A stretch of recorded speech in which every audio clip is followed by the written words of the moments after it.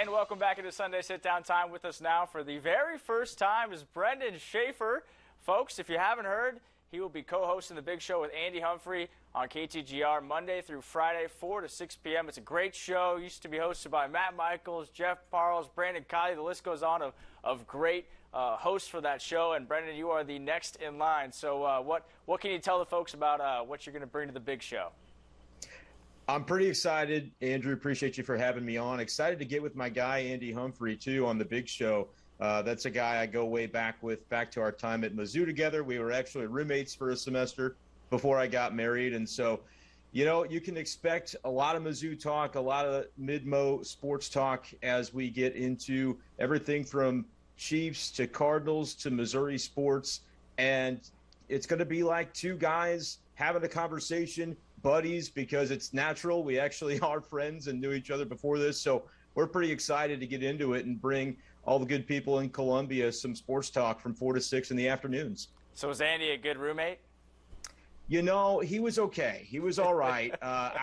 We've probably each got our gripes about the other one that we would have changed potentially, but we did have a good time at it was a campus apartment there on the West Campus side, and may it rest in peace, they then tore it down to build a parking structure. That's kind of the way it goes, though, right? Yeah, well, it's kind of like, Mizzou fans' relationship with Mizzou football right now, while watching these games. I'm sure you watched the game yesterday, Mizzou and South Carolina. In my book, it's always a good Mizzou-South Carolina game when Connor Shaw does not enter the game and a ball does not hit the upright. So both those things went well for the Mizzou, and plus they get the win. But how did you see it?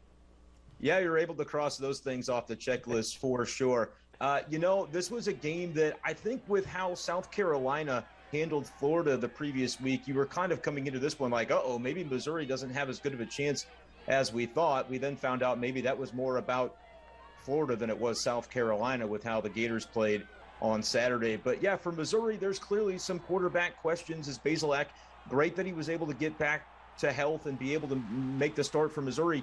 But at the same time, he gets pulled late because you just couldn't trust him not to turn the ball over. I think Coach Drinkwitz probably made the right decision there to just keep the ball on the ground toward the end and bring that game home with Tyler Beatty. And the monster running back had another monster game for Missouri, and that was huge, as was Missouri's ability to win the turnover battle. That's something that when you can do in these matchups against teams that are pretty even with what you guys are, you're able to get that win because of the big turnovers that they were able to come up with. So I think there's some questions about quarterbacks certainly moving forward, but Missouri did some good things in that game to where now you're looking ahead at the schedule thinking this is a team that's just a moment away from bowl eligibility potentially. And I don't know that we thought that a couple weeks ago for the Missouri Tigers. So definitely a step in the right direction on Saturday. If you're Coach Drinkwitz, are you going with Connor Bazelak? Are you going with Brady Cook? Or it doesn't even seem like Macon was in the mix for this week, but is that an option? If you were the coach, who are you going with out of those three? I think Brady Cook is probably the play. We did see so much from Bazelak that it frustrates you because you've seen the talent that the kid has, and when he first burst onto the scene, you thought maybe he could be the next, but he seems to have gone through some sort of regression since then. And I think with Brady Cook, you can expect him to take a little bit better care of the football, hopefully. And with Tyler Macon, he has the explosive playability, in my opinion, but you saw some things in the game against Georgia that I think the inexperience definitely showed up there. And so to me, Eli Drinkwitz probably not leaning in that direction just based on the inexperience factor. I think Brady Cook is probably your best option. Bazelak can make good plays, and that's what's so frustrating about it. You don't want to make this decision and then feel like maybe you're riding the future for a kid who certainly could still turn it around and have a good career at Missouri. But right now, you've got an opportunity against Florida to win a game, become bowl eligible, and I just don't think you would want to look back and see a boneheaded mistake or two be the thing that keeps you from being able to accomplish that. So to me, Brady Cook, I think, is a fine choice. But in general, talking game plan, you got to lean Tyler Beatty. You've got to have your defense step up if you want to win that football game. Well, moving on to men's basketball, the Tigers got a win in their home opener against Central Michigan. For me, I'm a little bit more optimistic after watching the first game, but that's probably because my expectations were so low.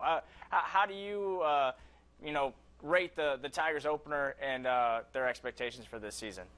I before that game, I think I even mentioned on the Big Show last week with Andy, I said, listen, whatever your expectations are going into a first game with a roster that we know very little about, I would say lower them, even just a little bit more, just for your own sanity. But, Missouri came out with a pretty inexperienced group, got to see how those guys would gel together and able to come away with a win. It wasn't an overly impressive victory. I think you're still going to have some shooting concerns. That's been an issue for Missouri teams under Conzo Martin in past years as well, just plain old shot percentage and being able to get the ball in the basket. If they can find a way to score with a little more regularity and get those percentages up, I think they've actually got a chance to be a little better than maybe people might think, because it is a lot of turnover on the roster and it's a very new group.